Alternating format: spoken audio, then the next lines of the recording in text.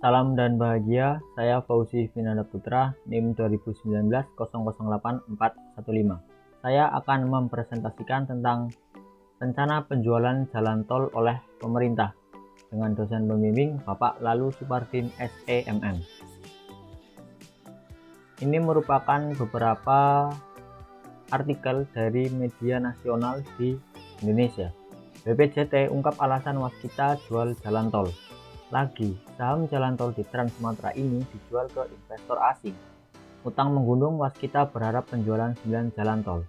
Untuk lebih jelasnya lagi, saya kasih link di deskripsi video untuk menuju link website tersebut. Fakta-fakta penjualan jalan tol. Pertama, daftar ruas jalan tol yang dijual. 9 ruas tol yang akan dijual tersebut meliputi 3 ruas tol yang berlokasi di area Jabodetabek. 1 ruas terletak di Provinsi Jawa Barat, 2 ruas berada di Pulau Sumatera, 2 ruas bagian dari jaringan tol Trans Jawa, dan ditambah 1 ruas yang terletak di Jawa Timur. Total panjang dari seluruh ruas yang akan dijual mencapai lebih dari 480 km. Yang kedua, ditargetkan selesai pada awal tahun 2021. Waskita yakin seluruh transaksi dapat diselesaikan pada tahun 2021. Director of Business Development dan QSHE Waskita Ferry Hendrianto menerangkan bahwa sebagian dari paket transaksi yang akan diselesaikan pada tahun 2021 merupakan transaksi yang telah dimulai sejak tahun 2020. Divestasi dilakukan untuk mengurangi utang waskita. Pelepasan kepemilikan atas 9 ruas tol dilakukan sebagai upaya untuk mengurangi utang dari ruas tol yang tidak lagi terkonsolidasi. Menggunakan beberapa skema pelepasan. Waskita akan menggunakan beberapa skema pelepasan. Seperti yang pernah dilakukan sebelumnya, akan ada beberapa ruas yang dilepas dengan skema share swap atau tukar saham. Divestasi dalam rangka menyehatkan keuangan waskita.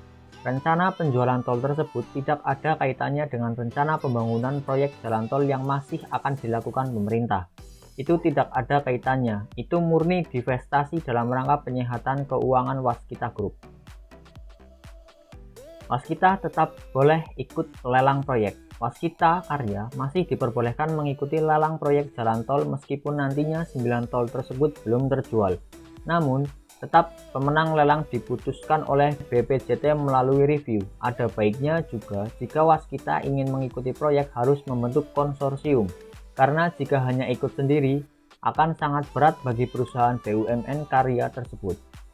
Tahun ini waskita hanya ikut 1 proyek jalan tol.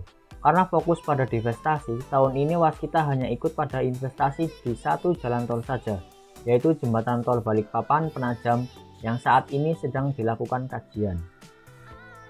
Keuntungan bagi negara menjual jalan tol. Negara akan mendapatkan keuntungan dari penjualan ruas jalan tol seperti penjualan ruas jalan tol Medan Kuala Namu tebing tinggi ke investor asal Hong Kong Kings Ring Ltd. Dari penjualan tersebut, negara mendapatkan keuntungan mencapai 320 miliar lebih. Untuk kerugiannya, masa yang akan datang ini menjadi beban bagi negara karena aset saham dari penjualan tol dipegang oleh asing, sehingga ada kemungkinan Indonesia dapat dijajah ekonominya dari pihak asing. Bagaimana pendapat kalian mengenai penjualan ruas jalan tol tersebut?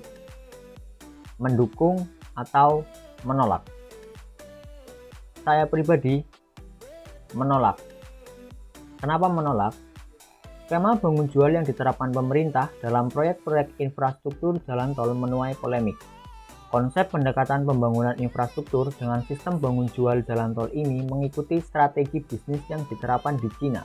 Pemerintah agar jangan gegabah dalam melakukan program-program pembangunan. Tidak perlu semuanya dengan skema bangun jual. Proyek-proyek strategis tetap harus dalam kendali pemerintah. Kalau proyek infrastruktur jalan tol dibangun lalu dijual ke swasta semua, ini dapat menimbulkan monopoli dan oligopoli swasta. Pasar monopoli oligopoli ini bersifat penentu tarif, maka rakyat kecil yang akan dirugikan. Karena itu, pemerintah harus transparan dalam proses penjualan jalan tol, khususnya dalam divestasi tol Medan Kuala Namu yang menjadi sorotan publik. Harus dibuka berapa nilai buku, laporan keuangan diungkap ke publik supaya tidak menimbulkan polemik. Bahwa proses divestasi dapat mengurangi rasio pinjaman terhadap modal yang dimiliki, sehingga cash flow keuangan perusahaan bisa tetap sehat. Namun, harus tetap transparan ke publik terhadap cash flow yang dimiliki. Lagi pula, skema bangun jual bukan satu-satunya jalan. Ada skema sekuritisasi aset. Dengan skema ini, pemerintah masih punya ownership, jadi masih bisa mengendalikan. Demikian hasil dari analisis dari saya.